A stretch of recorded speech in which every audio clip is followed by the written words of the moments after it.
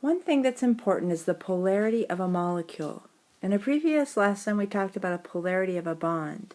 And a bond is polar when it has a different electronegativity between the two atoms that are bonded to it. But in a molecule, you have a whole bunch of different bonds, and all of those dipoles will work together.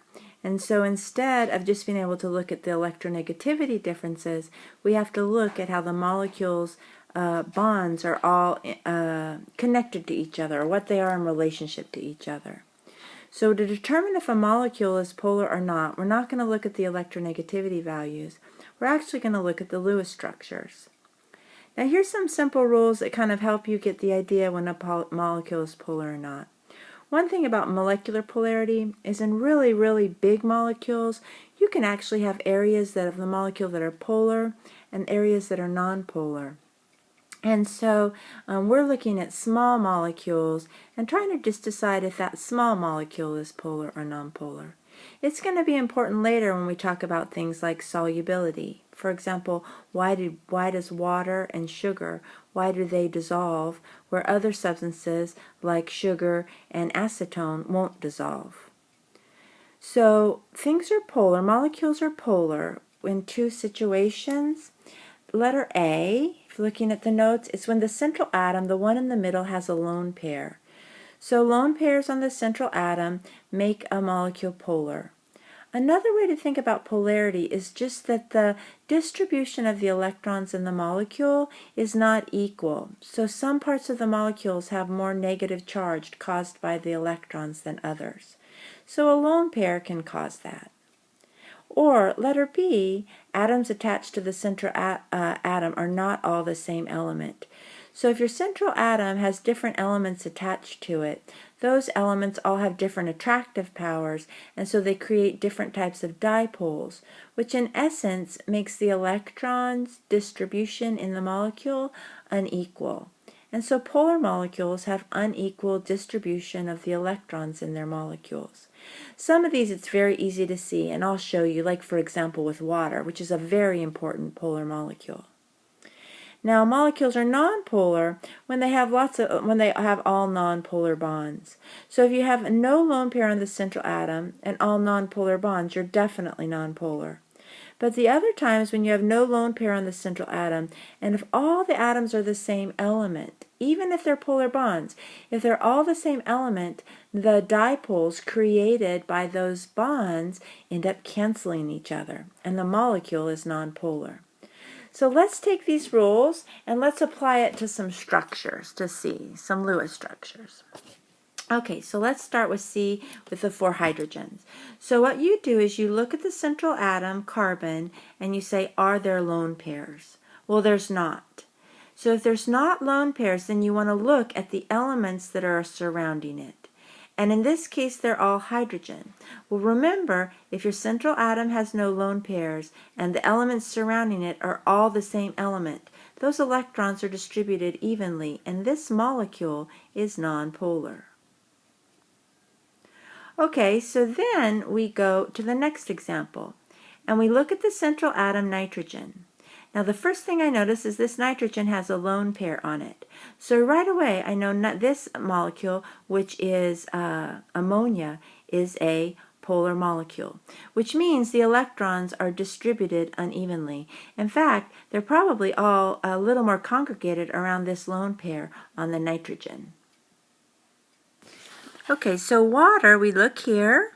You look at the central atom, you see these lone pairs? Water's polar.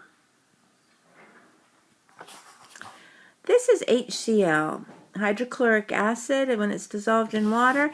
And in this case, when there's only 2 atoms, it's just like a single bond, so you would treat this with electronegativities.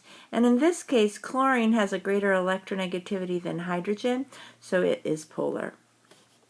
The carbon dioxide, a carbon-oxygen bond is polar, but when we look, carbon has no lone pairs, and both atoms around it are the same element, which means that even though carbon dioxide contains polar bonds, the distribution of the electrons in the whole molecule are even, so this is a nonpolar molecule.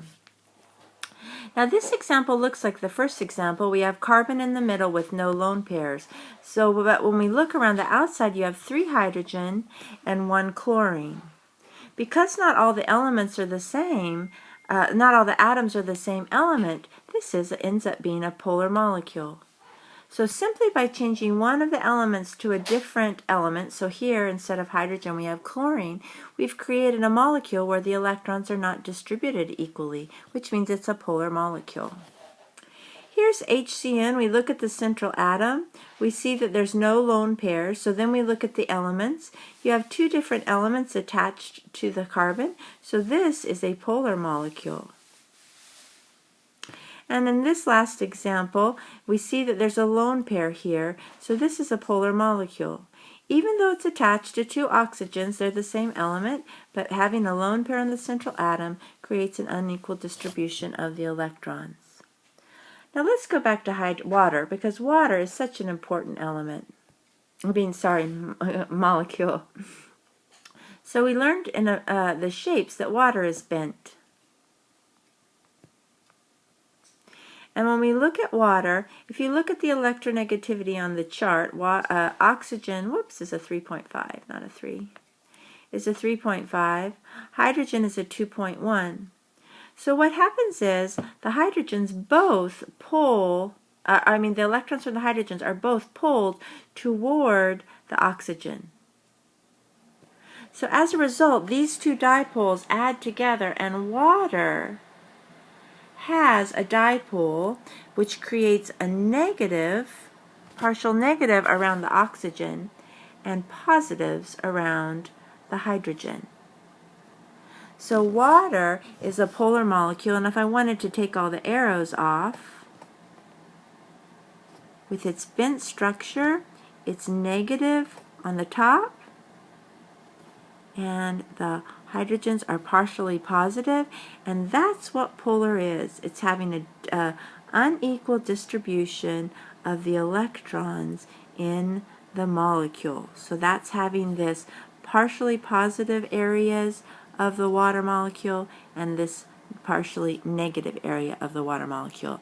And water is very important, and its polarity is very important in how it interacts with other compounds.